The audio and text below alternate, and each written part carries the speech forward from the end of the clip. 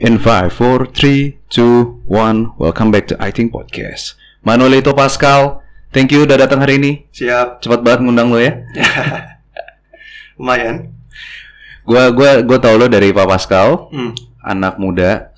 Kita beda umur berapa ya? Lu berapa? Gua 28. Gue 24. Oke, beda. Kita nggak terlalu jauh. Nggak terlalu jauh. Yang bikin gua shock adalah Arnold ini ada adik kelas kita masuk di KPMG.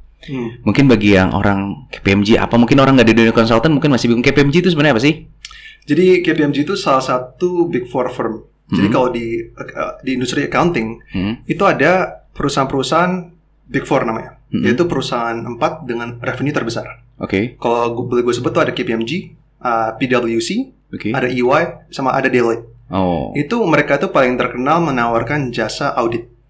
Auditor gitu. Tapi selain auditor itu ada juga tax, dan ada juga advisory dan consulting. Nah, gue ini di bagian advisory-nya. Berarti kalau dia Big Four berarti segitu susah dan beratnya untuk masuk dong harusnya? Nah, kalau boleh jujur, lebih susah untuk masuk advisory gitu ketimbang audit. Auditnya itu cukup susah, tapi asalkan lu prepare dengan baik, gue rasa bisa masuk. Tapi kalau advisory itu menurut gue lebih mandang sekolah juga gitu. Oh. Ada biasanya juga, dan mereka from my experience cenderung ke lulusan luar. Lu masuk di KPMG. Di auditor atau di deal advisory. Oke. Advisory-nya di bagian restructuring, restrukturisasi. Oke, berarti kalau tadi lu bilang ada latar belakang dari kampus atau apapun itu juga, so berarti gimana lu tembus ya? Sebetulnya nggak bisa dipungkirin, dalam segala macam lamaran kerja ada unsur hoki juga. Ada unsur hoki. Hokinya dalam artian gini. Nanti yang review CV itu kan pasti manajer kan, usernya. Iya. Dan dia itu subjektif kan. Dia itu punya kriteria tersendiri. Bisa aja misalkan lu punya technical knowledge yang sangat-sangat bagus, tapi kalau manajer yang lihat kriteria lainnya nggak terpenuhi. Atau misalkan pas wawancara, dia technical knowledge-nya bagus, tapi gue nggak serak sama dia. Gitu. Jadi ada unsur hokinya, dalam artian apakah lu bisa sesuai dengan kriteria manajer. Nah, mungkin gue bisa share apa yang bisa membuat gue masuk ke KPMG. Kebetulan apa yang ada di CV gue itu cukup cocok dengan apa yang dicari manajernya. Oke, emang sebelumnya apakah lu pernah bekerja? Paling magang-magang aja gitu, magang. Oke, nah, gini. Jadi kalau misalkan advisory itu satu, mereka cari orang yang cukup outgoing, bisa ngomong, bisa berkomunikasi, lebih extroverted lah ya biasanya. Itu biasanya untuk advisory dan consulting. Nah, kebetulan pas gue udah masuk KPMG, gue pernah nanya ke manajer gue, kenapa lu pilih gue gitu? Oke. Why did you choose me gitu?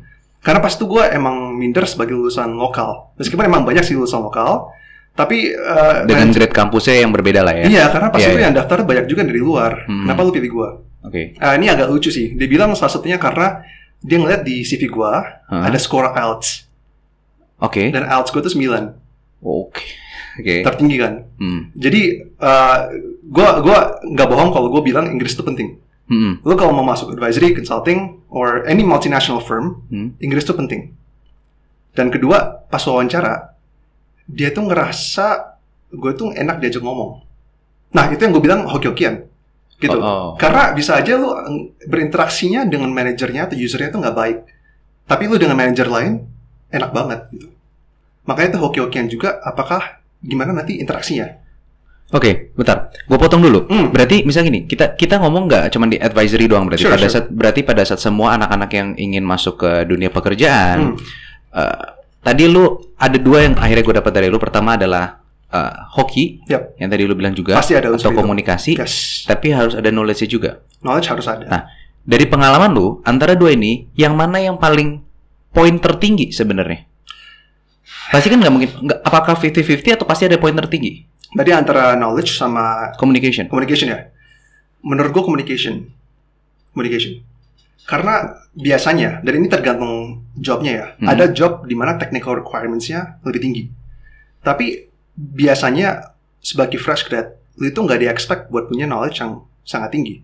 Setidaknya lu punya baseline knowledge tentang industri dan pekerjaan yang lu lamar, tapi selebihnya di wawancara itu communication paling penting.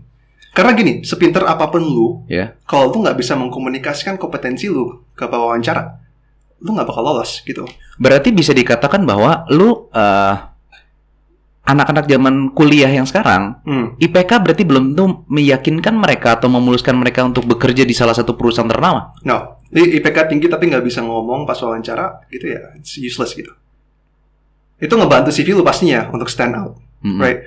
Tapi di tahap wawancara, saingan itu berat. Dan ketika saingan itu berat, IPK 4,0 sama IPK misalkan 3,5. Kalau yang 3,5 ini ngomongnya bagus banget, dia bisa mengkomunikasikan achievement dia dengan baik, ya itu dia yang diterima gitu. Bisa aja dia yang diterima. Oke, tapi gini, gak semua orang itu punya kemampuan berbicara atau kemampuan komunikasi yang bagus. Betul. Ya kan? Mungkin lo dilahirkan atau mungkin lo punya background komunikasi yang cukup baik. Karena kan sebelum kita TK tadi lo cerita bahwa lo sempat tinggal di luar. Yes.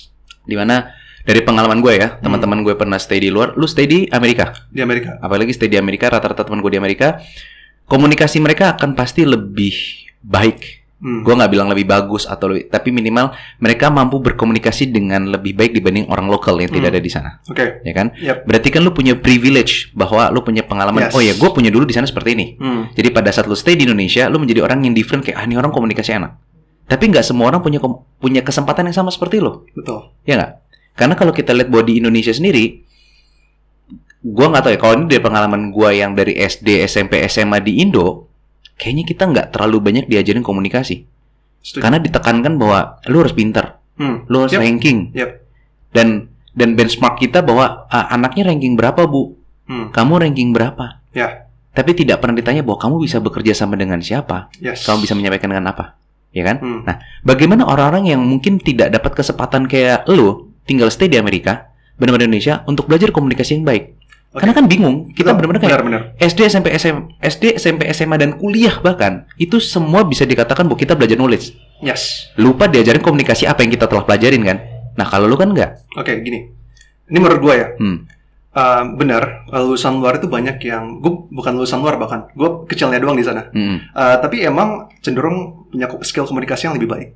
Nah, kalau lu nggak punya kesempatan itu, lu harus cari kesempatan dengan kegiatan lain.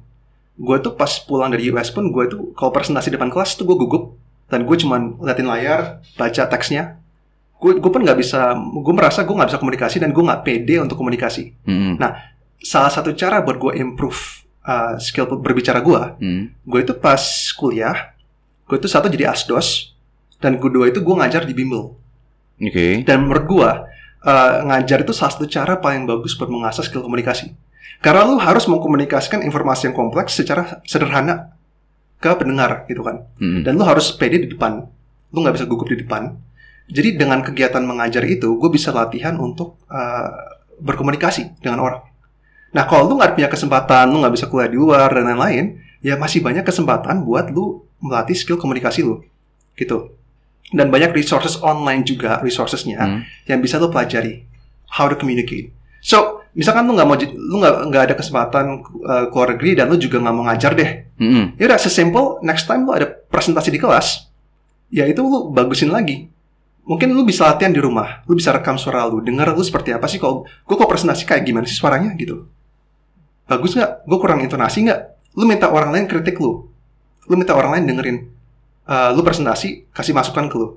Jadi kegiatan yang bisa ngelatih skill komunikasi lu itu nggak eksklusif terhadap lu di luar negeri. Banyak banget kesempatan lu buat keluar dari zona nyaman, ke depan orang, lalu berkomunikasi. Nah, ngutip, apalagi tadi pas disinggung sama lu juga, kita masuk di zona nyaman. Yes. Pada saat gini, orang di kuliah, kita ngomong di bangku kuliah aja. Pada saat bangku kuliah emang kita mau nggak mau kan pasti ada tugas kelompok, kita mulai ada presentasi dan segala macam. Dari pengalaman gue nggak tahu kalau di pengalaman di kampus lo ya. Di kampus gue, termasuk kampus gue kan yang mahasiswa banyak banget sehingga akhirnya tiap mata kuliah itu pasti berubah semua. Teman kita yang kemungkinan sama tuh dikit banget kan. Yang membuat ketakutan orang adalah kan bagaimana kita bisa ngomong di depan publik yang dengan lancar atau minimal mau belajar aja dulu. Yang kayak tadi lu bilang kan, lu minta orang untuk komenin. Mungkin dia udah siap untuk itu. Dia tahu ilmu dari lo. Tapi untuk bagaimana dia keluar dari zona nyaman ketakutan itu. Dari pengalaman lo. Dia tahu caranya. Tapi dia nggak berani ngambilnya. Ada orang kan kayak, oh ya, let's say misalnya gampang, orang udah dengerin podcast ini, orang nonton video ini, oh ya bener nih, si Lito bilang bahwa gue harus ada orang yang komenin gue. Oke. Dia udah tahu, pas praktik di lapangan tiba-tiba pas udah ada orang presentasi, dia gagap lagi. Start smaller. Kurangin jumlah orang ya misalkan. Lu harus tahu dulu lu gugupnya kenapa. Apakah karena kebanyakan orang atau apakah lu gak nyaman dengan materi yang lu presentasikan. Tapi intinya start smaller gitu. Kita gak usah langsung tujuannya adalah gue pokoknya bulan depan gue mau bisa presentasi depan kelas gue. Ya gak usah. Misalkan small steps aja gitu. Lebih bagus lu ada small goals yang bisa lu capai ketimbang build big goals tapi lu gagal. Karena itu bakal nyakitin banget ego lu dan kepercayaan diri lu. So start small. Gue nggak percaya bahwa ada orang yang nggak berani ngomong depan teman dekatnya. Salah satu aja teman dekatnya.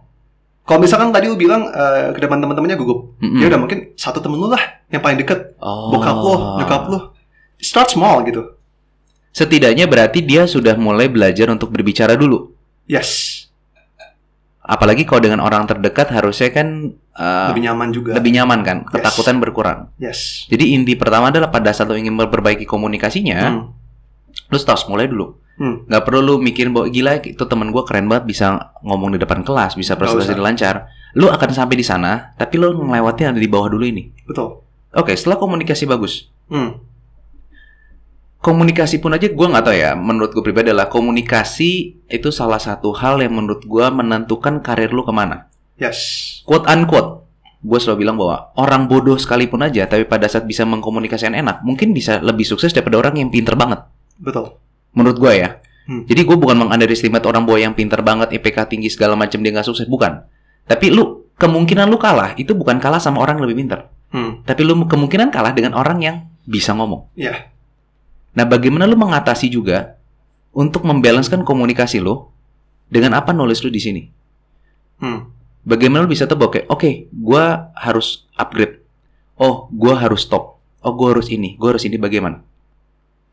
Gue ngerti mas lo, jadi nggak sekedar punya skill komunikasi yang baik kan? Iya kan? Ya itu self-awareness aja sih. Gitu, lo harus bisa menilai juga apakah sekarang knowledge gue cukup sampai untuk... Karena gini, kadang-kadang orang itu terlalu, mengandalkan skill ngomongnya. Tapi substansinya mungkin nggak ada. Tapi orang itu harus sadar kalau lu punya dua-duanya. Lu punya skill komunikasi dan lu punya knowledge juga. Itu kayak nothing can stop you gitu. If you can read, you can write, and you have the knowledge, nothing can stop you gitu. Oke. So itu nggak ada easy answer. Tapi itu balik lagi ke self awareness aja gitu. Oke. Gue nangkap satu. Salah satu hal mungkin yang gue juga lakukan adalah seperti kayak tadi lu bilang, baca. Hal simpel lah ya. Sure. Karena menurut gue pribadi bahwa kuliah saja tanpa lu mau membaca buku yang lain, menurut gue nothing.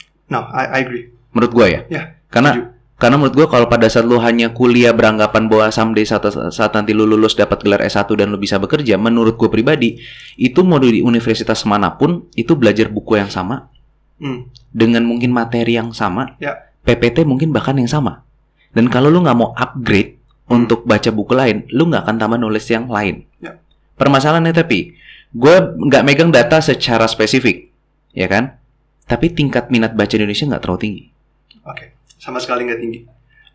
Ya kan? Kalau gue boleh cerita dikit, gue tuh pas dulu di US, itu setiap lunch break itu banyak banget anak di meja baca buku. Bukan karena disuruh, tapi karena emang mereka suka membaca. Gue pun dulu sempet pas SD ya, pas gue lagi break summer, tuh sehari gue bisa baca buku 1.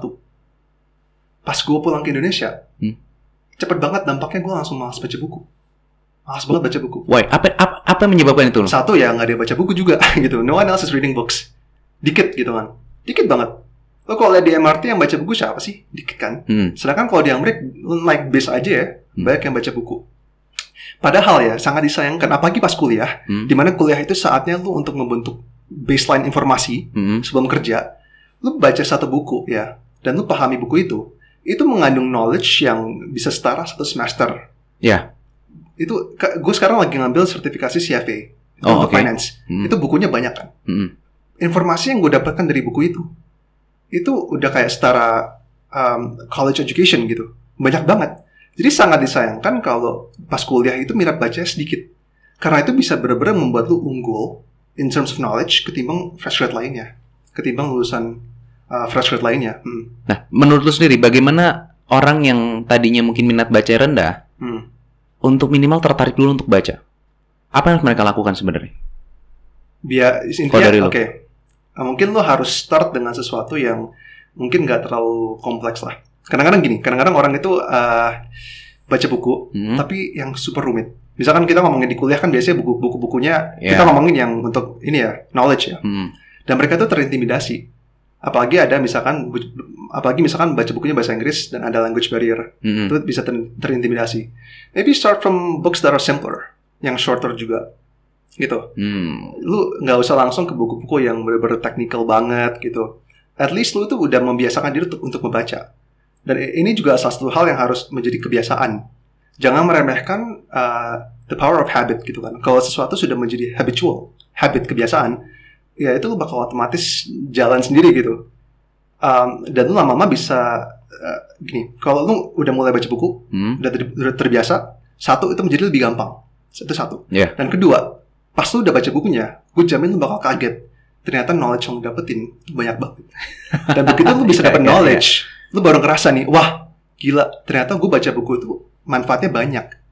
Ya, tapi kalau lu nggak mulai, lu nggak bakal ngerti. Tapi banyak orang punya alasan gini. Yes. Gue nggak punya waktu. Gue nggak sempat waktu untuk baca.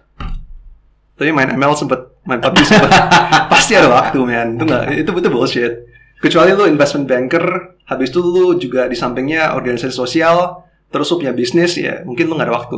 Tapi buat anak kuliah, mostly ada waktu. Jadi sebenarnya adalah bagaimana lu memprioritaskan kan? Betul. Bagaimana lu bisa tahu kan? Iya. Nah sekarang lu sampai sehari ini masih mewajibkan diri lu untuk baca nggak? Karena gue ngambil sertifikasi, gue harus baca. Karena gue udah bayar kan, dan ada ujiannya. Sebelum ambil sertifikasi, apakah lu menjadi suatu habit lu untuk baca? No. Kan gue udah bilang, semenjak gue pulang ke Indonesia, gue habit baca gue hilang. Berarti itu yang tadinya ada habit, sampai Indonesia hilang, terus itu sekarang ada lagi? Karena awalnya karena terpaksa. Jadi gini, pas gue skripsi, gue harus baca buku dong. Karena materi skripsi gue itu nggak ada di buku. Ini gue ketemu buku yang bagus banget, itu bisa ngebantu gue bikin skripsi. Terus gue kayak, ya udahlah gue baca deh. Pas gue baca, gue kaget banget, ternyata informasinya itu bagus. Ngambil apa sih lo skripsi lo? Finance, gue ngukur kesehatan finansial universitas gitulah. Gue baca buku itu, gue kaget. Ternyata informasinya menarik banget dan berguna gitu. Tapi kalau gue nggak ada keterpaksaan itu, gue nggak ada obligasi bikin skripsi kan, mungkin gue nggak baca buku itu kan. Tapi gue nggak nyesel, karena setelah gue memaksakan diri untuk baca buku itu, gue sadar ternyata buku itu powerful banget buat meningkatkan knowledge lu. Oke, sekarang berarti gini, pada saat sekarang gue udah mulai nangkap bahwa satu, pada saat lu masuk di industri pekerjaan, lu satu harus komunikasi yang bagus. Sure. Kedua, lu harus punya knowledge. Dua ini pada saat berimbang lu bisa bekerja dengan baik. Oke, dan lu harus punya knowledge. Knowledge itu kan membantu lu. Jadi lu kalau tadi lu bilang bahwa lu nggak cuma ngomong dengan packaging yang rapi, tapi lu bisa ngomong dengan ada isinya untuk ada ke orang lain. Berikut yang terakhir mungkin gue tanya adalah, seberapa pentingkah kita untuk bisa berkomunikasi dan punya knowledge terhadap dampak kesuksesan? Seberapa penting punya knowledge dan skill komunikasi terhadap kesuksesan? Yes. Sangat penting. Oke. Simpel mungkin kita ngomong dulu sebelum sampai tahap kalau tadi bilang sangat penting ya. Sukses di mata Lito itu seperti apa akhirnya? Sukses di mata gue ya. Oke, sukses di mata, sebenarnya orang ini kan sangat subjektif ya. Ini pun gue sebenarnya jarang mikirin sih. Tapi sukses itu kalau bagi gue, jadi kalau kita berbicara karir, orang itu biasanya gini kan. Gue mau jadi apa sih? Oke, gue mau jadi konsultan. Atau gue mau jadi arsitek terkenal di Indonesia. Itu ngomongin profesi kan. Tapi sebenarnya menurut gue pendekatan yang lebih bagus adalah bukan mikirin what profession do I want to have, tapi mikirin who do I want to become gitu. Jadi misalkan gini, misalkan kita bisa lihat profesi lu jadi marketing agent, di mana lu membuat berbagai macam campaign. Atau lu bisa menjadi arsitek yang membuat bentuk-bentuk struktur perumahan yang sangat indah.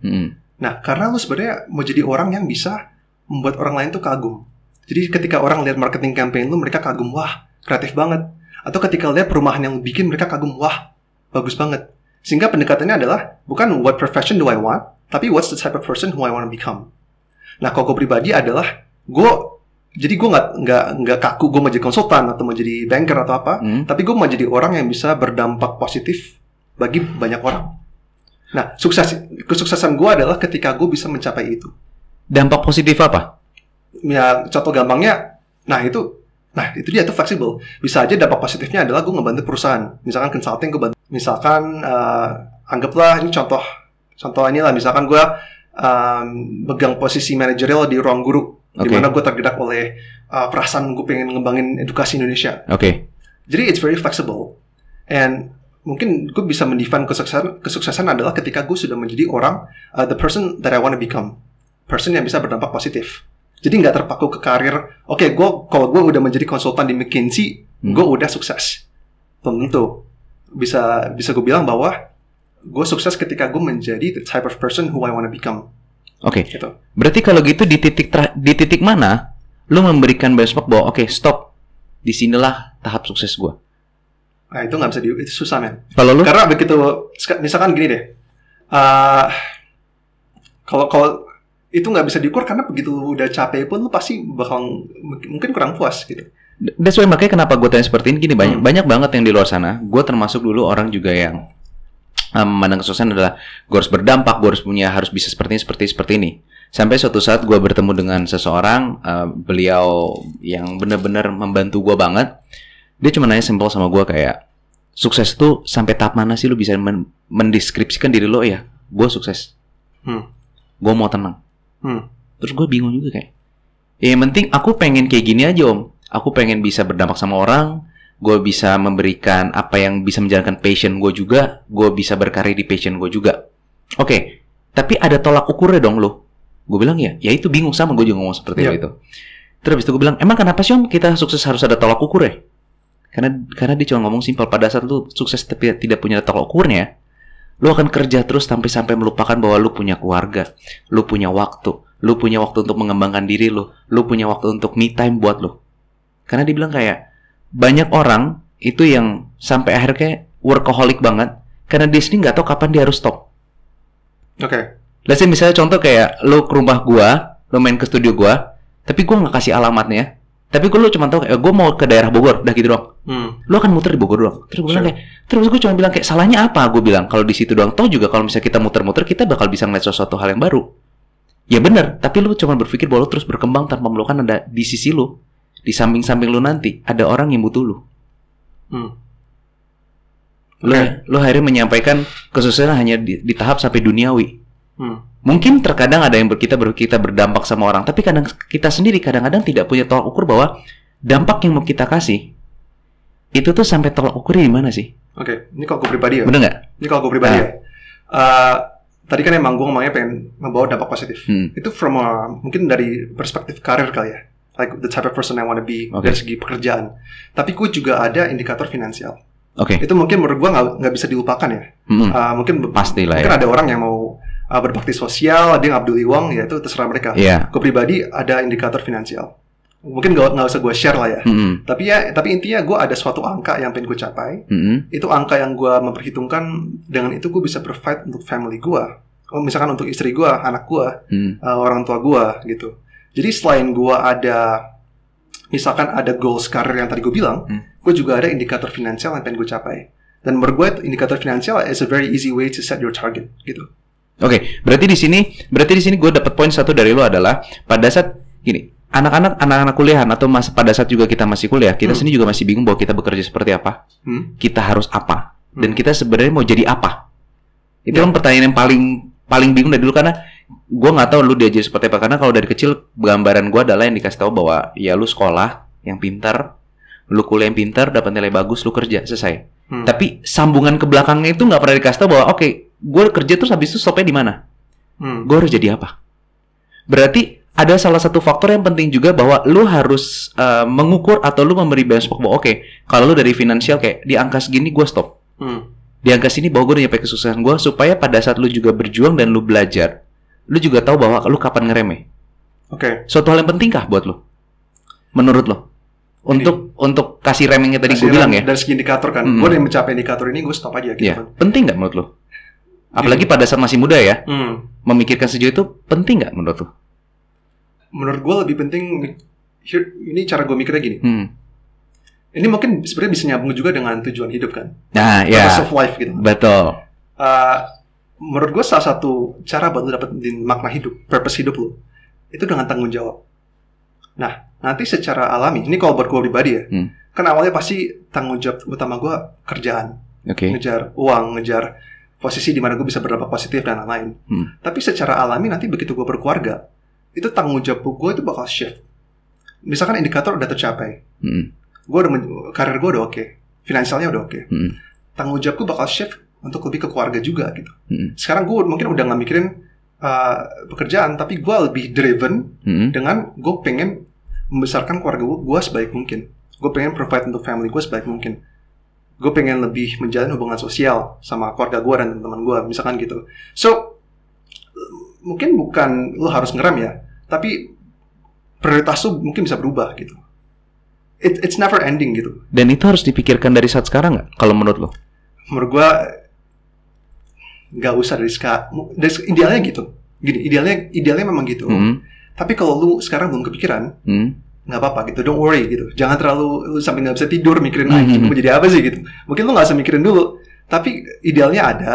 But if you don't know, it's fine gitu. Nggak apa-apa lu sekarang ini sebagai anak kuliah apalagi ya, lu masih hidup dalam sebuah ketidakpastian. Gue dulu pas awal masuk menjadi marketing, habis itu mau jadi SDM, akhirnya finance. Gitu. Oke. So it's good if you have a plan. Tapi kalau enggak, silahkan lu explore dulu lah, gitu. Oke, karena gini, banyak banget orang sekarang yang bukan berpikir tapi berpendapat lah ya. Yep. Anak muda tuh kalau mau sukses tuh harus punya goals. Yeah. Lu harus tahu dulu lu harus nyampe mana. Yeah. Kalau nggak gitu, gimana lu mau jalannya seperti apa? Berarti pada saat kalau dari pendapat lu juga, lu nggak punya goals ya nggak apa-apa. Tapi saat ini lu explore. Lu harus tahu gimana, benar nggak? Oke. Menurut gue explore tuh bagus. Tapi there should be a point di mana lo itu bikin rencana long term, medium term, and short term. Karena gini, sebenarnya kan banyak orang itu lulus kuliah masuk marketing, misalkan terus tiba-tiba dia ganti karir. Banyak banget, ya. Nah itu sebenarnya nggak apa-apa. Tapi lo harus sadar bahwa kalau lo mau seperti itu, lo mau tanpa sebuah plan, sebuah goals, lo bakal gede opportunity cost-nya. Opportunity cost-nya gede. Karena misalkan lu kuliah finance, lalu lu nggak ada goals sebenarnya mau finance, tapi lu masuk finance, iseng aja masuk finance, akhirnya lu setelah lulus baru tahu goals lu, ternyata gue mau marketing aja deh. Artinya kan lu mau menghabiskan 4 tahun kuliah yang harusnya bisa dihabiskan untuk mempelajari marketing secara mendalam gitu. Jadi lu nggak punya goals tuh, ya lu bakal ada cost dari segi opportunity cost-nya. You could have spent that time studying what you really want to become gitu. Makanya gue bilang idealnya lu punya goal. Karena lu bisa memfokuskan semua usaha lu, semua tindakan lu untuk mencapai goal tersebut.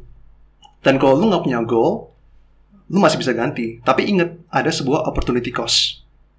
Oke, berarti sekarang yang diperlukan anak-anak zaman sekarang yang pada saat mungkin bingung yang kayak nanya sama lo, Kalito, gue harus ngapain ya? Gue baru masuk kuliah, bahkan mungkin gue ada yang baru lulus kuliah, ada juga yang baru masuk kuliah. Apa yang mereka prepare adalah, berarti poin pertama, kalau mungkin gue rangkumin adalah pertama komunikasi terlebih dahulu. Itu, lo setuju atau enggak di semua bidang? Kita mau lulusan apapun, menurut gue komunikasi yang paling penting. Karena mau nggak mau lo akan ngelewatin level paling muda ya. Yes. Interview kan? Ya, penting tapi di setiap industri mungkin beda kali ya. Mungkin kalau programmer komunikasi nggak sepenting kalau lu mau masuk ke iya. Tapi kalau misalkan kita track semuanya 90-80% pasti kan komunikasi terlebih dahulu lah ya. Oke.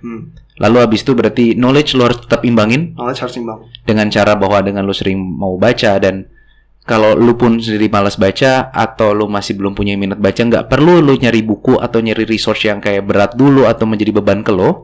Lu cari yang paling simpel atau bahkan mungkin gampangnya lu cari apa yang lu tertarik. Lu suka musik, baca musik dulu. Sure. Lu suka gambar, baca gambar dulu. Atau bahkan mungkin lu cuman suka sejarah, ya belajar sejarah. Walaupun lu kuliah marketing pun ya nggak ada masalah, karena di saat itu menjadikan yang tadi lu kutip gue adalah power of habit. Pada saat itu jadikan habit, lu akan terus-terusan seperti itu. Betul. Dan ketiga adalah lu harus punya goals berarti saat itu. Yes. Karena pada saat itu juga lu udah tahu bahwa oh ya gue mau kuliah, gue masuk kuliah di sini, gue udah tahu knowledge-nya, gue udah belajar komunikasinya, dan terakhir lu tahu bahwa semua ini akan dibawa kemana di situ. Pada saat lu punya goals, lu harus punya plan. Plan, yes. Oke. Thank you Lito udah sharing sama kita. Semoga bisa ngebantu anak-anak juga yang lagi bingung baru masuk kuliah atau mau lulus kuliah harus ngapain, sehingga akhirnya mereka juga sudah mulai tahu nih, gue harus ngapain sih sekarang, dan ini apa yang gue lakukan sekarang.